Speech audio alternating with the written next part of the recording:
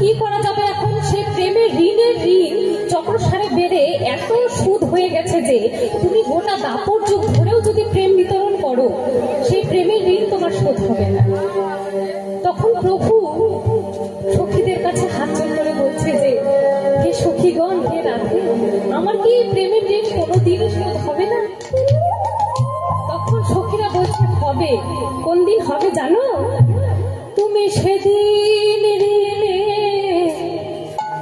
খালাস পাবে, তুমি সেদিন ঋণে খালাস পাবে, তুমি সেদিন ঋণে খালাস পাবে, তুমি সেই দিন ঋণে খালাস পাবে, তুমি সেই দিন ঋণে খালাস পাবে। যেদিন কলি জীবে দাঁড়ে দাঁড়ে নাম বিলাবে, সেদিন ঋণে খালাস পাবে। দাঁড়ে দাঁড়ে নাম বিলাবে, সেদিন ঋণে খালাস পাবে। জীবের দাঁড়ে দাঁড়ে নাম বিলাবে, সেদিন ঋণে খালাস পাবে।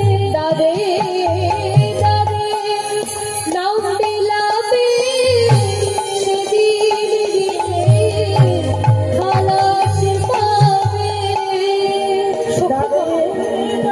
সখীগণ আমার গোবিন্দকে বললেন, যেদিন তুমি কলিজীবে অবতীর্ণ হয়ে কলিজীবের দ্বারে দ্বারে নাম বিতরণ করবে, সেদিন তুমি এই রাধারানীর প্রেমের ঋণ থেকে খালাস হবে। আর কি বললেন?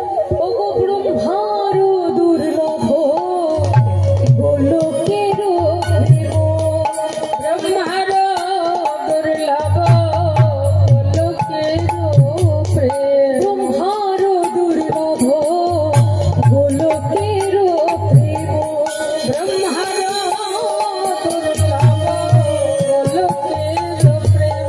যেদিন অযাচকে দেবে আনি,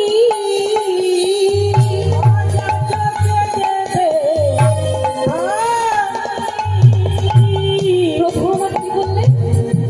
সেই ব্রহ্মার দুর্লভ গোলকের প্রেম যেদিন অযাচকে, যে চাইবে তাকে তো নাম দেবেই, যে চাইবে না তাকে যে যে সেধে হাতে ধরে পায়ে ধরে নাম দেবে।